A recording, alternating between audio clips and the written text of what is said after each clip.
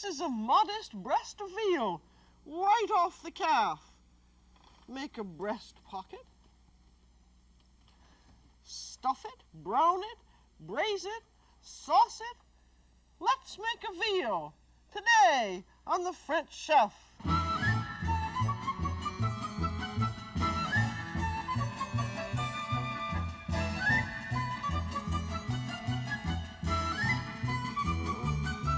The French Chef is made possible by a grant from the Polaroid Corporation. Welcome to the French Chef. I'm Julia Child. We're going to do stuffed breast of veal today. And here it is, all cooked, braised, and ready to go. It's called Poitrina de veau Farcie. And it's a traditional dish in the veal-eating countries of Europe, particularly in Italy and France. And now that we're getting good veal in America, we're becoming a veal-eating country too. So we should all enjoy this very good dish. And veal, as you know, is adolescent beef. It's baby calf, and it's fed on a special diet that gives its flesh a very delicate texture and color. And it's actually, although it's baby beef, it's quite unlike beef. In fact, you really would never know that veal and beef were the same animal. And you can always tell good veal by its color. It should be a very pale color. And if it's good veal, it's also large. And this is the breast that we're going to use. And this is a very large breast. And the breast is although veal is very expensive, the breast is the least expensive part of it. And we're doing it because it's a terribly good dish when it's stuffed and braised. And this has bones, like there's the breastbone, and it has ribs on it. And this is an unusually large one, 7.5 pounds, with all the bones in. Usually you find it very often you find it with the bones out. And this is the way the veal, where the breast comes from. I think it's a good idea always to know. If it were on yourself, it would be just like that. Just fits right over your breast. Here's your collarbone, and your breast goes right down there, and there's a piece of cartilage here. And this is just the same thing here. There's the top of the breast, and there's the middle of it, and down here's the cartilage, and then here are all of the ribs. And this is the whole breast, which has two parts to it. There's the lower part, which is called the plate, which has the less meat, and the upper part, which is the brisket. And I'm going to separate it. You do it. It's 1, 2, 3, 4, 5. It goes between ribs 5 and 6, just where the cartilage begins, and you just cut right down through and cut it in half. And the breast part is the meatier part, and it's the best part to stuff. And the plate, which is the lower part, although it looks nice, it's not quite as meaty. And we're going to do it in the French way, which means that it's going to be boned out. And it's very easy to bone it yourself, and I think you get more out of the breast. And you might as well learn, because sometimes you're not going to find a butcher that can do it. Now here are the ribs. I'm outlining them with a sharp little knife, and then cut underneath. And then there's a cartilage that attaches them to the breastbone. And if you bend it back, there. It usually comes out a little easier. They're outlining another one, and then cut right under it with your little knife, and just bend them back. I don't think this veal is quite as young a one as some I've seen. That's probably why it's so big. But because it's going to be braised, that's going to be perfectly all right. There are your bones there, and you see this end is the cartilage. which is right up here. And so that's why you can take it out easy. You can just keep right out on outlining the bones and cutting out underneath them. And here's one where all the bones have been cut out, all the rib bones, and you save all of the bones, all of these little rib bones, and then you use them to make a very good veal stock out of. And we're also going to take out this great big breastbone. Now this veal has a better color than this one. You see, this one was really almost getting to be beef. Can you see the difference of color there? That's a fairly dark pink, and this is a very pale pink. So if you have a choice, don't buy this piece, but this one can be all right because you're going to braise it. But this is the best, is more approaching the good color. Now, to get the breastbone out, I'm going to turn it and just start cutting. And boning, I think, very often sounds as though it were a very difficult thing to do, but all you need to remember is that you cut against the bone and just cut and scrape, and you're not going to have any trouble doing it. And also, I think it's a very good thing to learn how to do, because then you learn how to serve meat, because you know where the bones are. So I would say any opportunity you get to bone, do so. See, this really is not very difficult to get out. And if you left it in the meat, it would be a real knife stopper.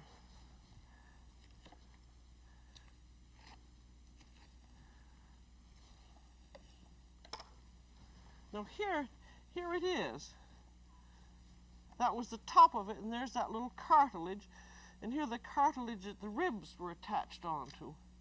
And this, it's still rather meaty, and you can chop it up, which it chops up very easily, and makes a very, very nice stock, because you've got lots of gelatin in here, so that you're going to have a stock that has good flavor and a very nice texture to it. And now you have your bone breast. There's everything out of it. This is really what's called the brisket.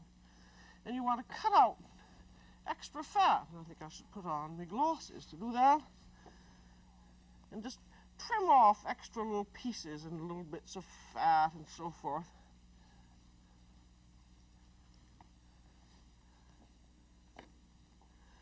Make it look nice and neat. That little flap of meat that can stay on, that's like in the brisket of beef, where you get the double brisket that has 2 layers. That's the 2 layer on the little calf. There's a little bit of fat. That comes off.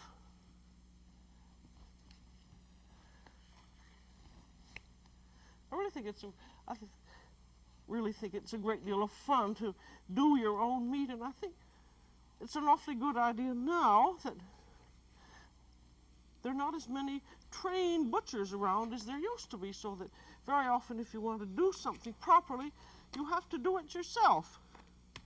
Now that is all ready to make a pocket in, and as you notice, that is a triangular shape, and this is the bottom of the triangle here, and you're going to be able to make a pocket by slitting through here, slitting up as much as you can without making a hole in the meat.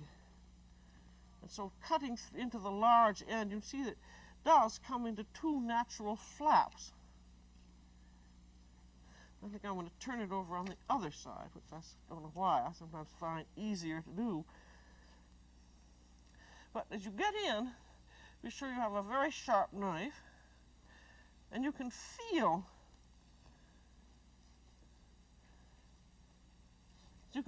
the knife up in there, and do it quite slowly and evenly, so that you're not going to cut through the bottom side, and have a large assortment of very sharp knives, so you can get really in there.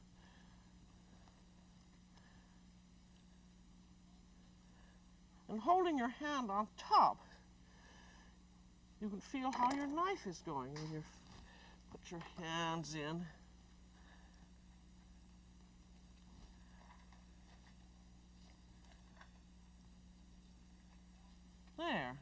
about it. Now here, you see there, you've got your pocket, which is very nice. And you still, if you bought the whole breast, you have not only your nice pocket, but you have this piece of plate that is a very good piece just to braise as it is, or you can cut it up and stew it. In France, the plate is called the tendron. It's the cut that they use for their famous stew blanquette de veau, or you can cut off the meat and use it as a stuffing for your veal pocket. Now you can use any stuffing that's suitable for chicken or turkey, even a breadcrumb stuffing, or you could use spinach or potatoes or whatever particularly appeals to you. I'm going to use a bread stuffing, a ground meat stuffing. It's going to have lots of onions in it and mushrooms and chicken and veal, and it also has a special binder called a panade, P-A-N-A-D-E, which comes from pain, bread. And strangely enough, it starts out with breadcrumbs. Half a cup pressed down of fresh breadcrumbs and 1 cup of milk,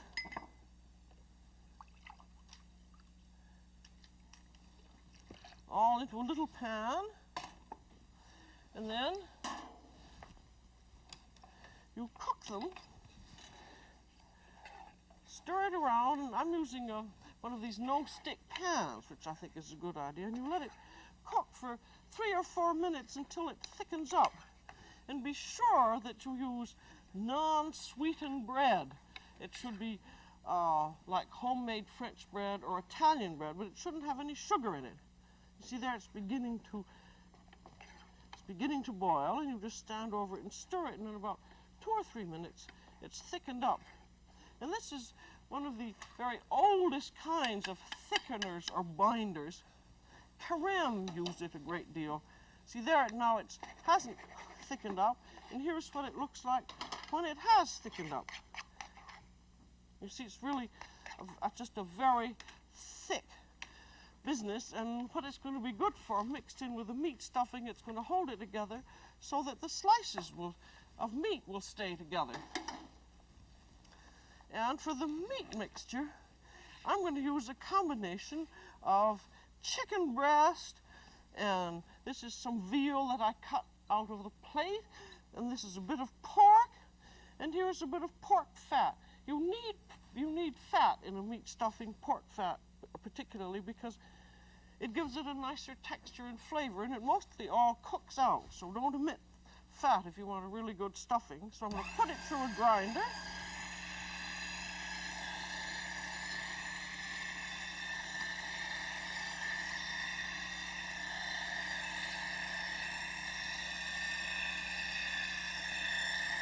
There's some fat.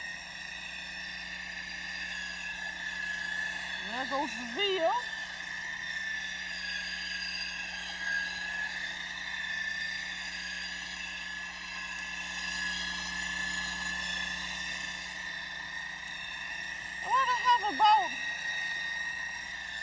I want to have about three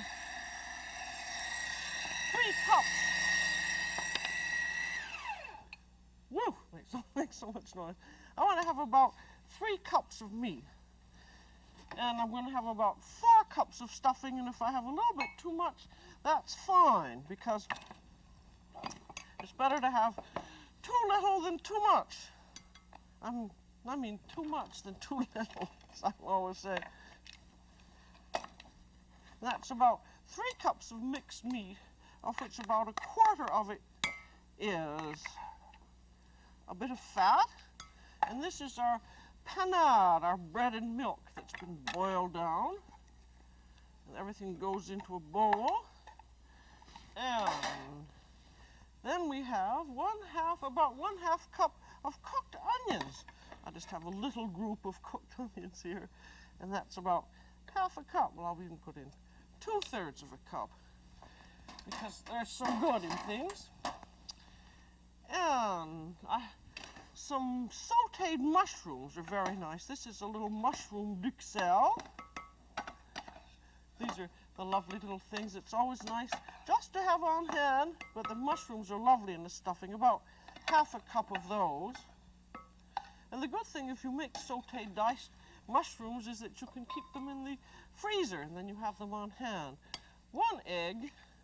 This also helps to bind. And we want 2 teaspoons of salt, which I think should be about right for 4 cups of stuffing.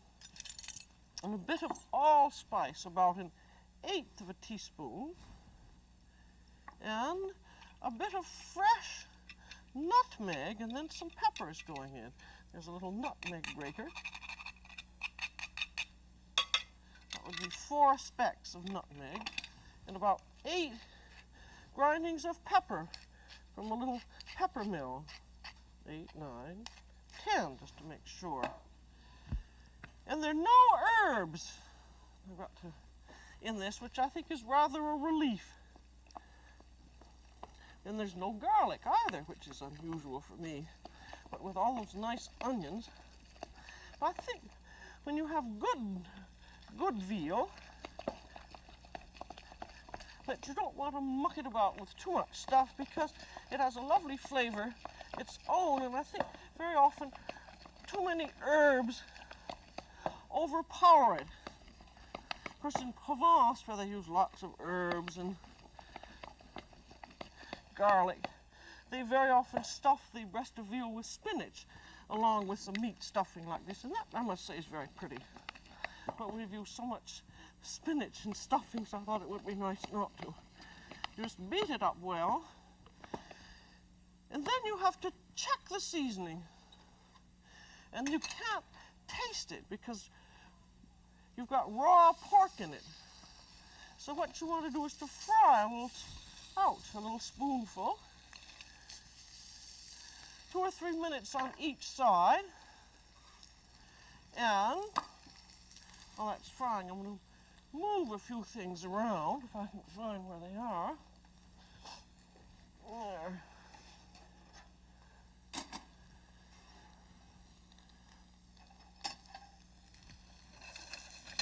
Ouch, I keep getting that hot handle there.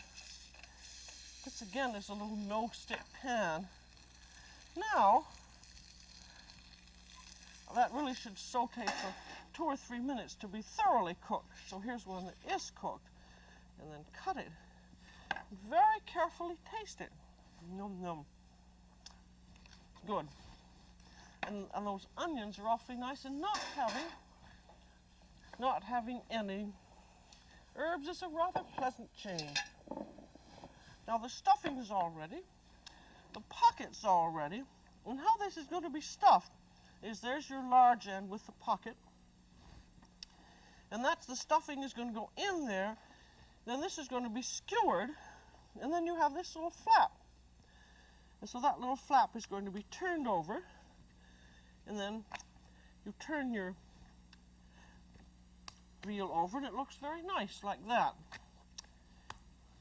So it should have a bit of salt in the inside of the pocket. Then in goes the stuffing. I think I have quite a bit too much stuffing for this one, and I'm not sure that I got all the way down through.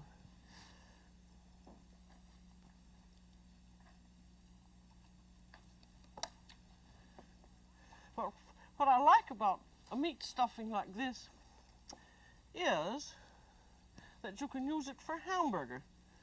Now, pretend that I got all of the stuffing in there, so it's all in. Then you're going to skewer the large end, and I'm just using some wooden skewers and sticking them right through. These wooden skewers I find very useful for brochettes and all kinds of things. There, it's gone all the way through, right from there up to here, and then you just break it off, and you still have the pointed end. And then if you make a little hole in it, say you made a little hole there, just take a skewer and skewer it together. Now you have two sides. This is the wrong side, which is not very pretty, and this is the right side here. And so this little flap that's going to be turned over gets turned over the wrong side and skewered up. And there you are. That makes a very nice, neat little package. And then this is now ready for cooking. You can stuff it ahead of time, of course, if you want. But the best way to cook it is braising, which means to brown it on both sides and then to simmer it very slowly in aromatic vegetables and in the oven until it's done. And we've done this so often. I'm just going to go through it very, very quickly. Now here is the breast. After it's been browned, there are the skewers, and here are the little onions and carrots that have been cooked. And then here is a stock that was made out of all of those bones with some carrots and onions. So that's why one reason I think it's very good to have your own breast, because you get all these marvelous bones and this beautiful stock that you couldn't even buy because it's so good. And then put in a little white wine. I'm putting a little vermouth in. And I also have a bay leaf in here. And you want to cover it by about a half. And then put on some foil. And then put on a cover. And then it goes into a 350-degree oven.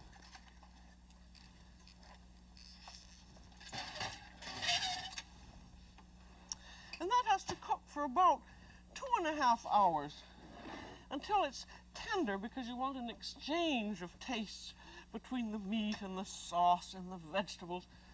And take a look at it as it's cooking and be sure that it cooks, that the water is bubbling very, very gently, and then baste it about every half hour and turn it over if you feel it's necessary. You don't want it to cook too hard because it might burst. It shouldn't, but hard cooking is not what you're supposed to do when you braise things. But there you are, and it just has a lovely smell, as most of these braised things do. So I'm going to take it out onto a platter. And then we have all these delicious juices here that are going to be turned into a sauce. And so we have, let's see, I'm going to get my glasses here to see what I'm doing. No. And this is I'm going to use this, make this a sauce, thickened with cornstarch. And I want about 1.5 tablespoons of cornstarch and a little bit of wine. So you have to put some cold liquid in it. And then in go these beautiful juices. And then it goes over heat.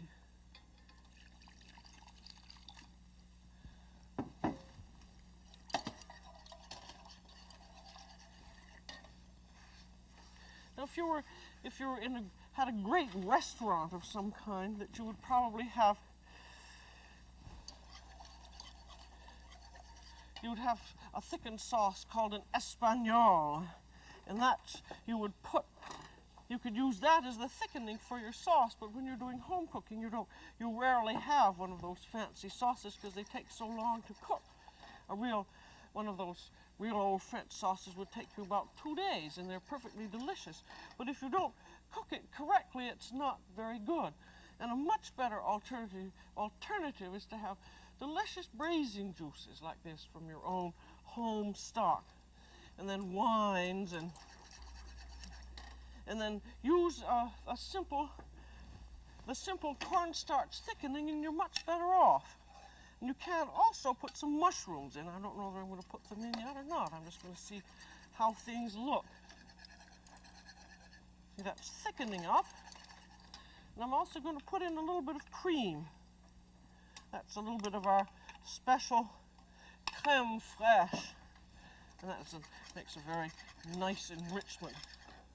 I might put in a little bit of mushroom too, seeing I have it.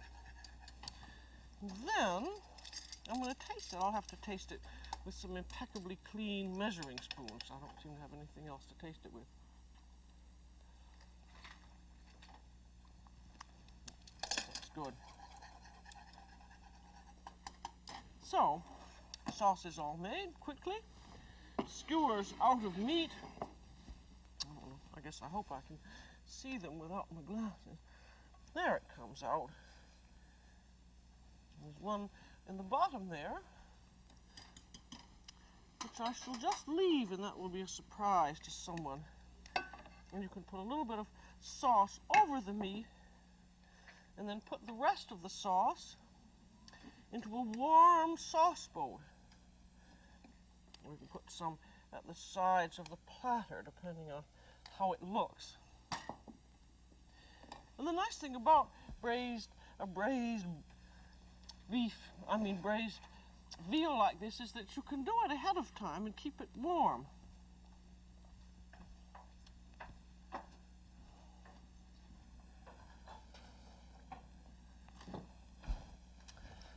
Now I'm going to carve it for you so you can see how it does. Carve it as you often do on a slant.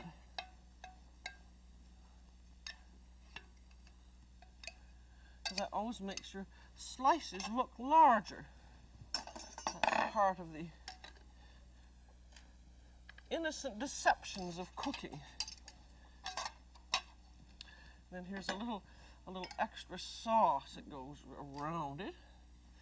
And then serving with it, I think goes very nicely would be sauteed grated zucchini and some little tomatoes, cherry tomatoes baked in the oven. And as a red wine, you could serve a red Bordeaux, which would be very nice indeed with it. A little chateau bottling of no pretensions. So this is really a very good example of how to use a less expensive cut of meat like a breast of veal in a most luxurious way. Season it carefully, stuff it richly, braise it slowly, sauce it knowingly, and that's how to keep abreast of your budget. So that's all for today on The French Chef. This is Julia Child. Bon appétit!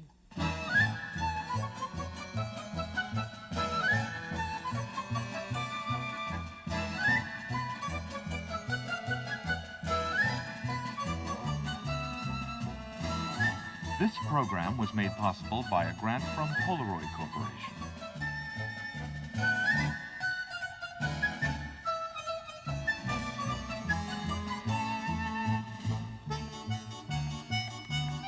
Julia Child is the author of From Julia Child's Kitchen, which includes the recipes from this program.